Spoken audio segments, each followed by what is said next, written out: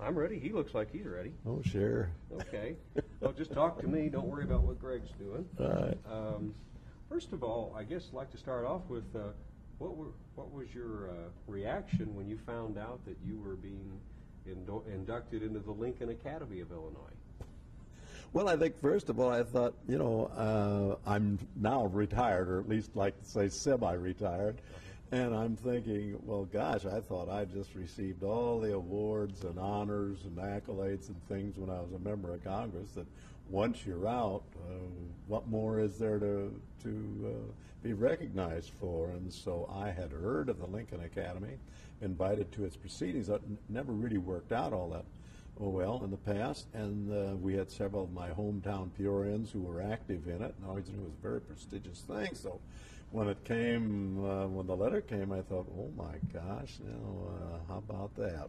And was very excited about telling my wife about it. And said, now we're going. Well, you sure are in some distinguished company. Oh well, and how, yeah. And looking back over watch the little video of former proceedings and the people who preceded us and as being laureates, and boy, a few that I was a little surprised. I didn't realize that their connection to Illinois, but it's there, and it's a very distinguished array of people. Yeah, well, I mean, very complicated to be, or complimented to be among the company. Yeah. Well, this is sort of a human interest type interview that we do, and it'll go all probably over a lot of different ground, but I guess the first thing I'd like to ask you about is what attracted you to a life in public service? It was not very long after the war, and you were going to the college that you ended up in Congress. Tell me about how you got drafted into that. Well, it's amazing, and I'm going to be talking to a commencement in another couple of weeks, and when you look back over it, now it's not 50 years, but 49 years ago, and what was it like for me, and how did I get started in this thing? And frankly, quite by accident. Although in high school, college, I was active at that level politically, running for class officer, home room president, or stuff like that. But I never envisioned it as a life work, more of just an avocation rather than a vocation. The real critical point came when the president of Bradley University, about 2 months before graduation, called me into his office, and he said, "Bob, what are you going to do after graduation?" And I said, "Well, I don't know. I could go on. I think I'm going to law school, but I've also taken a lot of insurance courses. I like dealing with the public and their security." And he said, "Well, I tell you, I have a friend who's running for Congress to succeed Everett Dirksen, who is voluntarily retired, and he needs a man Friday. And it's Judge Velde down in Pekin, and I want you to go down and, if you will, have an interview with him." And I said, "Well, shucks, I didn't take any journalism courses, or I couldn't write a press release, or I was involved in politics, but nothing to the extent that." He said, "You just go have the interview." And so I did. And it was amazing. We hit it off. And the judge said, "Well, I'm running for Congress, and and I need some help. And President Owen says that you're a kind of individual that he's observed on campus that would fit right into this thing." And so after quite a lengthy interview, he says, "Of course, we can't pay very much, on a campaign thing." And the bottom line is, I agreed to go to work after my graduation for $30 a week. And that was in 1948, after my graduation, after the war was over, and I was 3.5 years behind time, having spent that amount of time in the service. And so I've often thought about it, and was told by my father, money isn't the most important thing, at least initially, to what can you learn through the process. And so I signed on with the judge. He was successful in winning, although it was a tough year. He won by 5,000 votes, and it was the Truman year, when the big corn and bean land, man. Mm-hmm. Growing up in southern Illinois, it was always such a big deal to come up here, and it was relatively cool in the summer because you had all the wind. Yeah. Okay. So the judge won his election, and you went to Washington. And then I went to Washington, supposedly as his AA, and here there were people like Mr. and Mrs. John Gomian, who worked for Everett Dirksen, who really were experienced, and here I was kind of superimposed on top of them when frankly I had all these things to learn. But nevertheless, that was good tutelage, and I spent 8 years then as an AA to my predecessor before he voluntarily decided he'd had enough of it and said, Bob, you ought to gear yourself up to run. And I did. And you won. And I won in a 5-man spirited primary the first time around, and that was good education too, I'll tell you. And that was one of the things I think that dissuaded the judge from running. He was very controversial. In his second term, he was catapulted to chairman of the House Un-American Activities Committee, which in those days was really, it was the advent of television, televised hearings, and all that sort of thing, and the so-called McCarthy era. And he had a primary opponent all 4 times and a general election. And, you know, that's to have, it's bad enough running every 2 years, let alone to be opposed in the primary, and then you got double the campaigns. So I ran and was successful, and that was way back in 1956. What was Washington like when you took office in Congress? Oh, well, you know, they still had these temporary buildings down the mall that were built during the course of the war to house all the influx of people coming into Washington for the war effort in the Pentagon. Of course, it had been built, obviously, but they needed all this expanded room. And segregation was still there, although it was a federal jurisdiction. It didn't take me long to learn that, my goodness, it was still, you know, it was except black, white here and there, and even to the extent of when you go into a restaurant these days and there may be a bar, you know, and you stand up and have a little toddy before sitting down, just take your, go, oh, that's forbidden. You can't have stand-up drinking, you know, in the city of Washington. Coming from a distillery town like Peoria, well, that was an education in itself, too.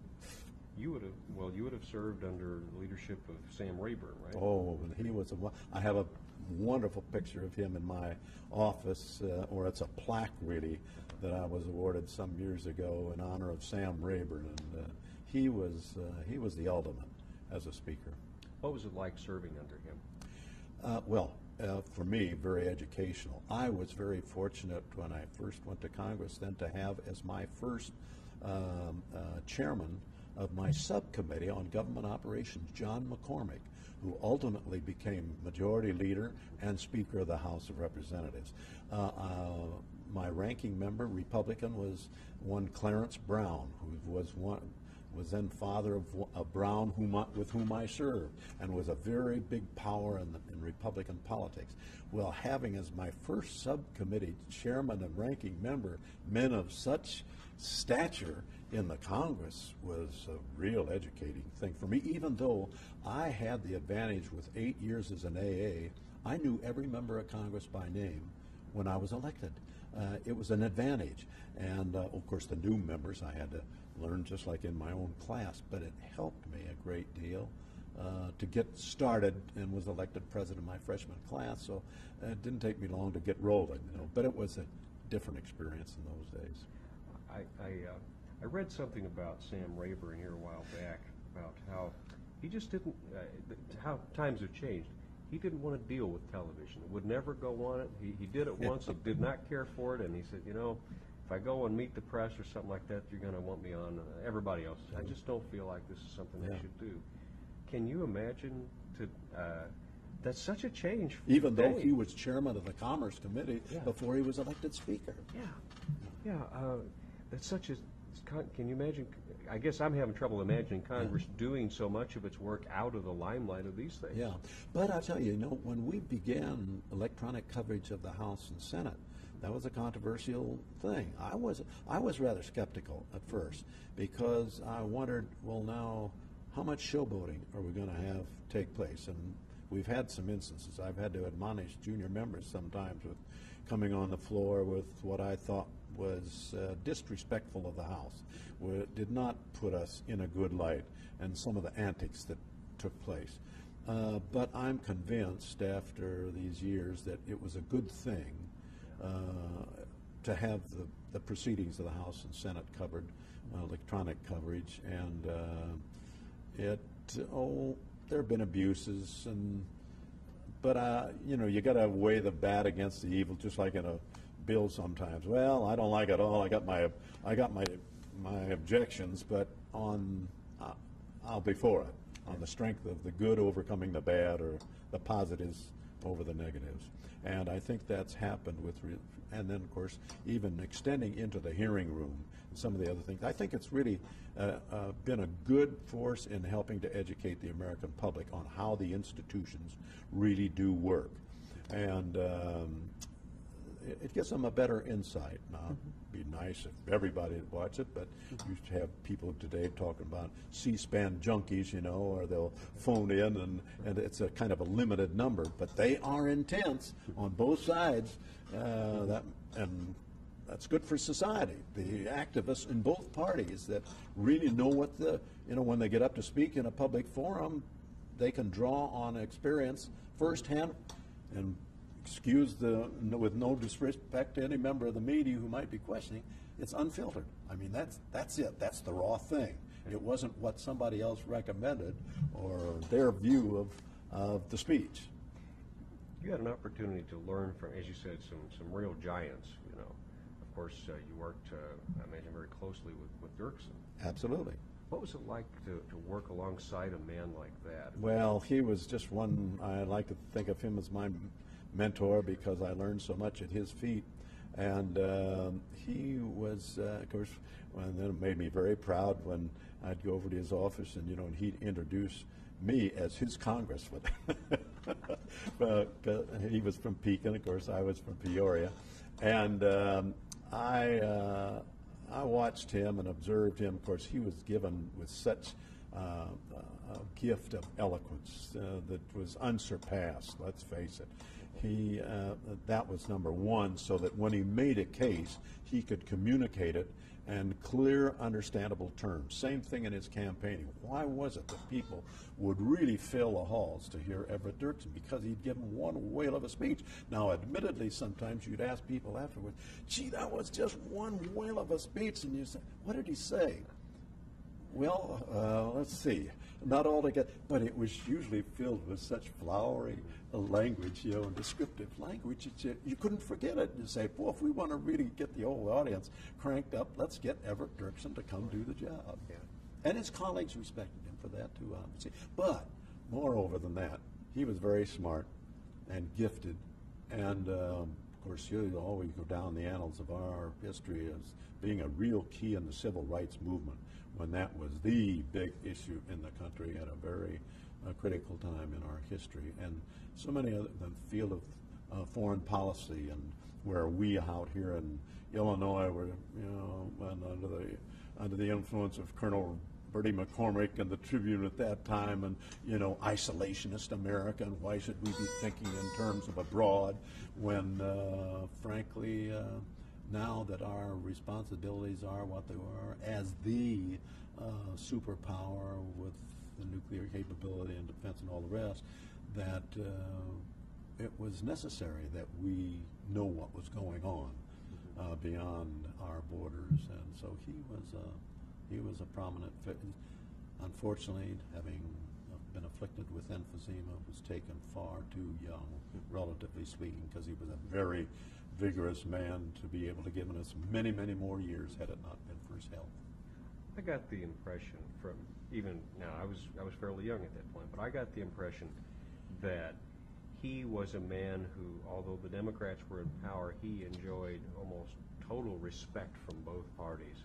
No question about it. And of course, he and Lyndon Johnson got along quite well. Of course, after Lyndon moved up the White House, and they had been, leaders together. As a matter of fact, one of the other things that I enjoyed doing occasionally was the senator had me over in his office after hours, after 5 o'clock, and back in the little back room, I it was a sociable kind of thing. You had the other senators over, and I got to meet them then at that time, and then you learned what it was really like to have this camaraderie and among members of the opposite part, your own party, sure, but also the other party, so that when it really came to work time, you were able to work together in a very cooperative way, although never diminishing the intensity of the debate on the floor, in that case of the Senate, in our case on the House.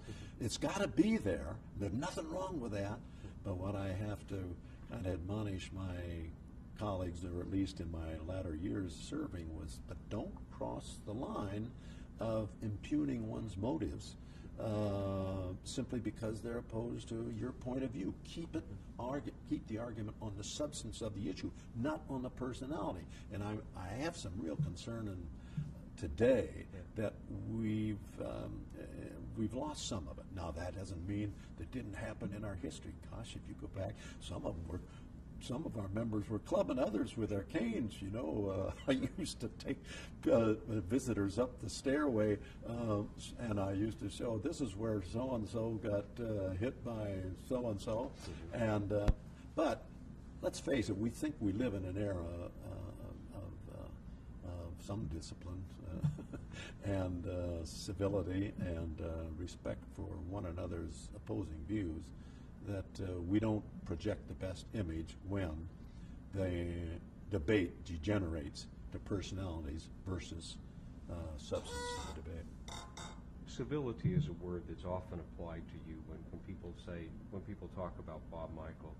They feel very strongly that was one of the things you always brought to the floor when you were there, and I sense that they feel that's missing now. Yes. Well, there's no question the number of people. It's nice to be asked. People, we sure miss you, Bob, or I wish you were back, or blah blah blah blah, or you always seem to have an ear for your opponents, and it was true. When I left the Congress, it was a sad moment for me because I loved it. I loved the work. It was enjoyable, and the people. When President Clinton awarded me the Presidential Medal of Honor, and I just felt moved. I'd known of no House member who, while he was serving, had received the award maybe afterwards. And I remember I just had to tell the speaker Foley and the folks acknowledged me one day on the floor, and I just had to feel like, I'd like to think that what the president was doing was rewarding the Congress for just being the Congress and an institutional part of government that's very important. I can't remember exactly what it said, but it was a moving kind of thing for me. What was for you in public service, what was the most satisfying thing about being in Congress, the things you could do for your fellow countrymen? Well, there's no question but that, people say, when all else fails, go see your congressman. And it's like the alderman, and you can't get your garbage and taken care of and other things. It's kind of a court of last resort. I've tried everything. I've been bugged by the FBI or the Internal Revenue Service or this or that, and I'm at my wit's end, Congressman. This doesn't seem to be working, and that, where do I turn? And would you intercede for me? Well, there are legitimate cases, and there are those. Well, I'm sorry, but that's out of my. I think you have to take your medicine. But I'll tell you, it's that being able to be of service to people, and yes, being at the focal point of where the action really is. Hey, you're really determining what other people are going to have to, the laws under which they're going to have to live. Before I left the Congress today, now they've taken the step, and I remember saying our rules should be of such a nature that what we impose on the general public should also apply to ourselves. And unless that's the case, we get carried too far afield, and it's been pretty tough medicine for some of the members to live by that today. But that it's a good rule.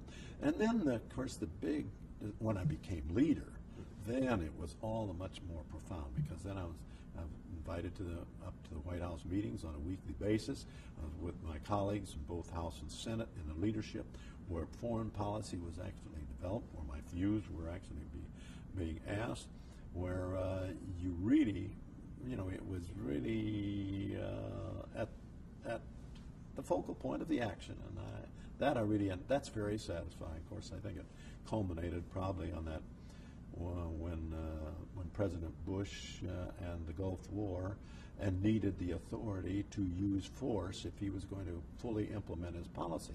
We had a very spirited debate that day. It was my resolution with Mr. Solars of New York that would authorize the president to use force. And that's a very emotional one, and particularly for me, because here during the course of the war, I was a combat infantryman in France and Belgium, Germany, and finally got out of commission. But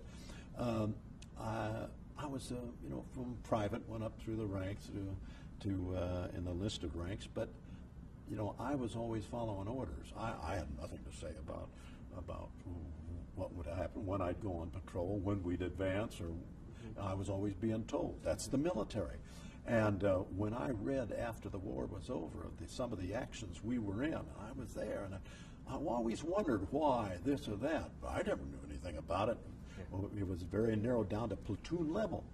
And yes, a lot of dying and suffering. And then I had come full circle where I was elected to Congress, where I am making the decision to send another generation to the war, which really influenced my life, and it was a life and death issue.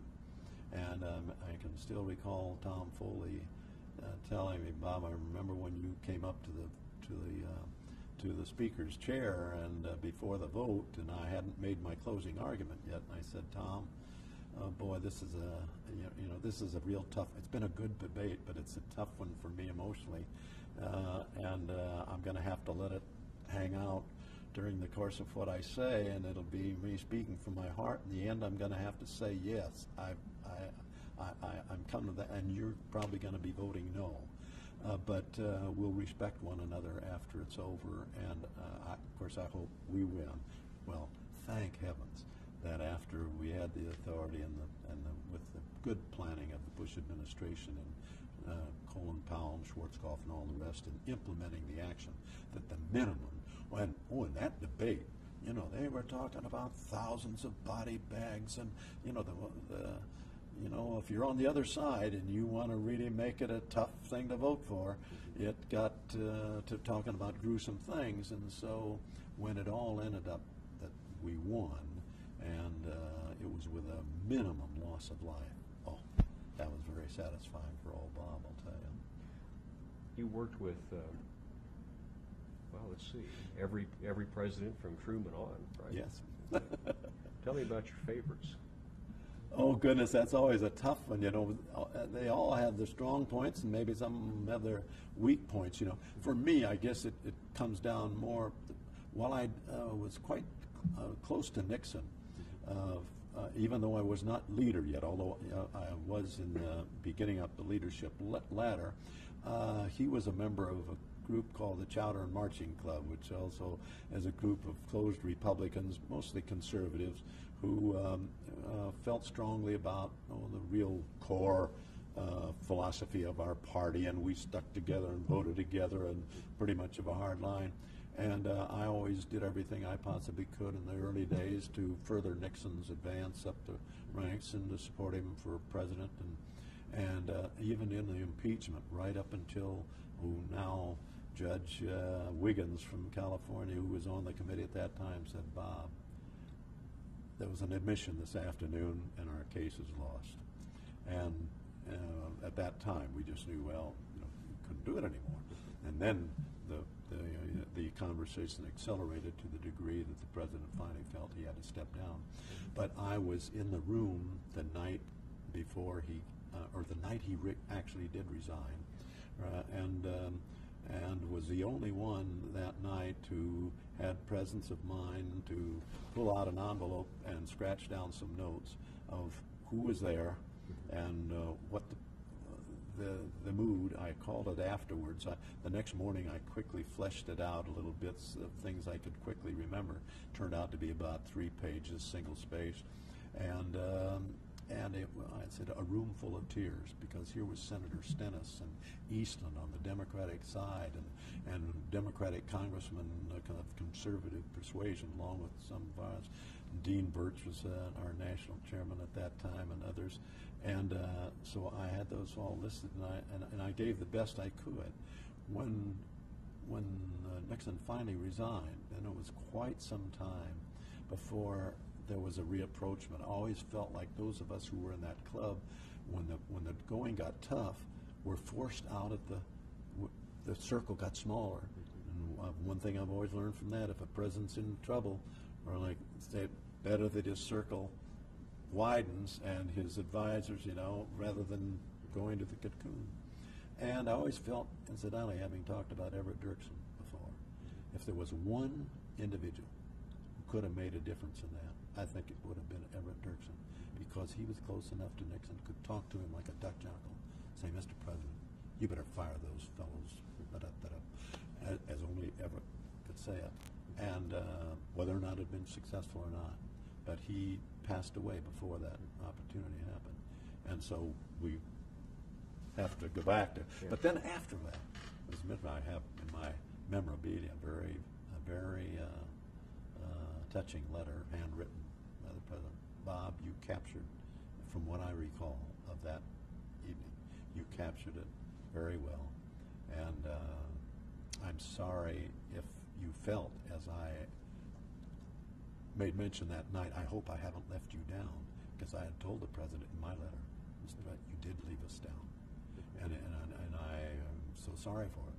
But now we ought to open up talks again. Well, of course, then by the time, then I had him, when I was leader, brought him back to talk to the caucus. He did a beautiful job. He still had that organizational mind.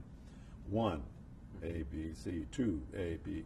Everything was organized, and he could really develop, particularly in foreign policy, a very good thing. So he had his strong points, although, he ends up somewhat in disgrace. Ronald Reagan was beautiful for me to work with because I was his leader. I was elected when he first came to Congress, and that was a joy. He was just, I'm so distressed that I can't talk to him today, because the last time I went out to the library, and Nancy said, well, Bob, best that you just, communications, you may get a response back, but he may know you and he may not. And it was in his present condition. Now, it was very disturbing, Of course, George Bush was always a good friend. They had a lot of good golf games together, and comrade. And on the Democratic side, Jimmy Carter was. I always felt like I was a friend of Jimmy Carter. He was always I always thought very sincere. And when since he left the president, say in that habitat and all the other things, he's devoted himself still to public service and to trying to resolve differences. He's a good, genuine man who I will always respect. Although on some of the issues, man, we took out hammer and tongs, on double-digit inflation and all the rest of the things that were happening. So Jack Kennedy, I didn't get to know. I was too young yet to really, really get to know him. And Lyndon Johnson, there wasn't that much of a rapport there until I became in the leadership. When you're dealing more fully with him, then you really get to take the measure of the man. Let me ask again about Reagan. A lot has been said about, Ronald Reagan and the vision he had for the presidency. And I think the way that a lot of folks now, as we're sitting down to watch, my God, Reagan was president and the Cold War ended. Yes. That was the last thing a lot of people would have expected at that time. What do you think the world is going to owe Ronald Reagan in terms of a legacy cost? Oh, well, I tell you, they owe him much more than he's, at least up to this point, been given credit for. And I think as historians look back, because he had to fight it all the way. I'm reminded of how when he, in his Eureka speech to a commencement class, talked about START. And at that time, the Democratic adversaries were talking about freezing weapons, and Ronald Reagan had the vision to say, we got to go beyond that. It's reducing the level of armaments and nuclear weapons that I want to strive for.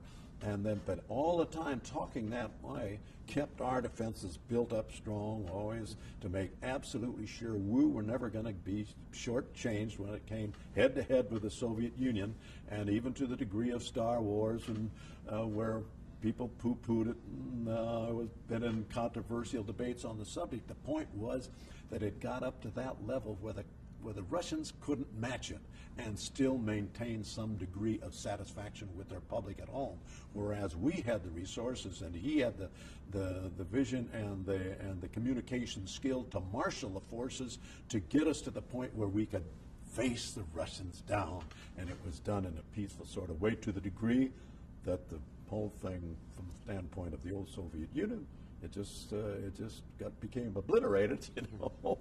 And it was a wonderful thing that he did, but it was peace through strength, peace through strength. Let me check how we're doing on tape here. In fact, I may have him. I may have him comment a little bit about you. So for this piece, so that'll be fun.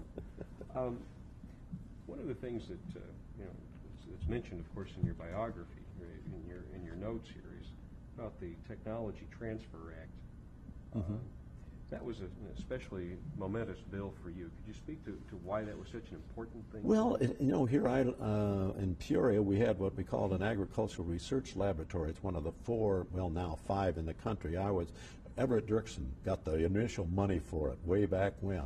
I got on the same subcommittee on agricultural appropriations when I was in the Congress, and I always liked the kind of work they were doing then, trying to get utilization research for the products we could produce in such abundance, corn and beans in Illinois particularly. And then we were doing so much research there on, and it ended up being on the shelf. But when the Japanese or some enterprising foreigners would come to this country to see what we were doing, why, they could tape whatever they saw on the shelves and look thumbing through the books, photocopy it, print it, everything, take it back home, utilize it. And I'm thinking, what chumps we are. We're giving our foreign competitors, our research, and we forbid it because, quite frankly, this was government-funded research. It might help private enterprise and some business to make money or to make a profit. It's a dumb philosophy. So we changed that through the Technology Transfer Act by even making it possible, for example, for a government scientist who might be working for the government, but through his initiative and resources, it seemed to me maybe had some peremptory right for a patent right, or at least some to share in the bounty of what good he found in the research. So it's turned out to be very helpful. We've gotten a number of industries that have taken upon and supported it, and directly putting back into the. So that was one of the nice things we've done. Any other? I know. Gosh, in the course of a congressman's terms out there, probably in your case, tens of thousands of votes you took. Yeah. Could be somewhere in that vicinity. I don't know. I would imagine. Right. What would be the toughest and then the most rewarding, the votes that you've taken? Oh, it's awful. It's tough to really.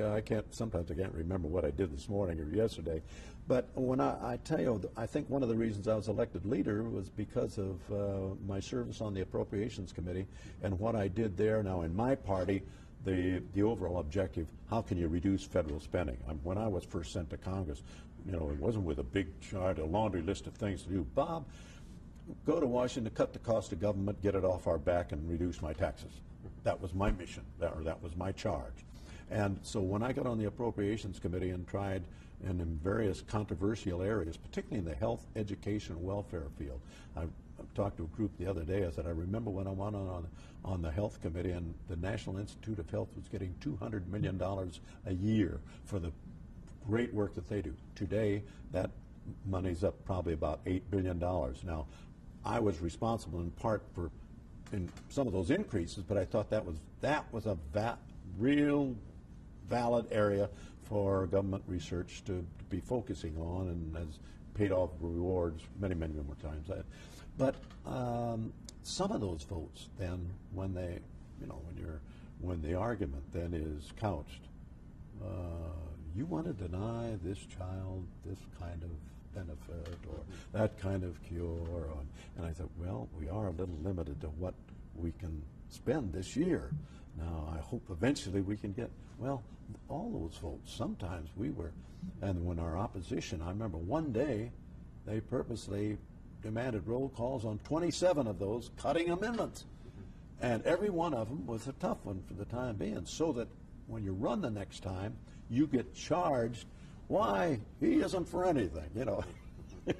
Whereas put in the overall context, what you were, you had a different goal of trying to bring the country's finances under some control, so that eventually you could say, yes, maybe we don't have to have our taxes increased, we ought to have them diminished. And then, of course, in the foreign policy, like I mentioned earlier, on the Gulf War, that was really one of the tough ones, and some of the more satisfying ones. I guess I can't remember specifically, but you know, all my 38 years in the House was as a member of the minority party. I never chaired my subcommittee or my full committee during any one of those years, except in the last day that I served. Tom Fulmy asked me to come up, you know, to bring the House to order, and in a minute or so. So whenever I was leading a minority, and to be able to win anything, you know, that was satisfying, because I could have a perfect vote, as I did in the early 80s there, on when we were changing expenditures and reconciliation taxes, and the Reagan Revolution was just getting started. There were 7, 8 votes there, won by 3 and 4 votes. I had 192 solid Republicans, you know, to keep them together, that's one thing. Then to reach over on the other side of the aisle to get 27, 28, whatever it required at that day, for that magic number to win. That is satisfying for a legislator who wants to win. And, you know, and then the other thing is standing down there in the well of the House on a given issue and being able to take on 434 of your contemporaries who are out there to puncture your case, maybe. And you can stand your ground, and you're well enough posted and informed that, again, in the end, you win the amendment. It's satisfying. Oh, I guess. Yeah, because you're up against some of the best minds of the time. Yeah, right. There you are. We'd like to think so. Well, yeah, I hope.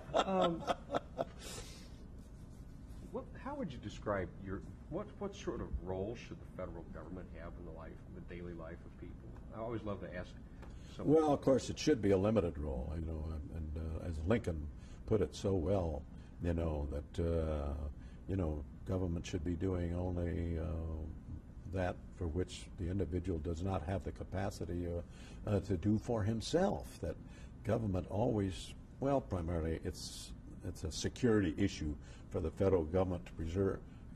We got very little to do about preserving the security of the country when it comes to warring parties and that kind of thing. But other than that, then it also has an obligation, you know, to try and keep its finances in order so that the money is not debased, and that the people's then domestic security and livelihood, that the climate is preserved for their feeling that once through school, that the opportunity will be there, that we never stifle opportunity, and in government's role. But then there are those occasions, limited in nature, where a federal standard might be in order, and to lead the way, maybe in some new ventures. Let's face it, in space, how could just about had to be government to give that initial, and some of the other things we're currently doing. Where the government has so many more resources. But if, quite frankly, the federal government takes the position of encouraging the private sector through either tax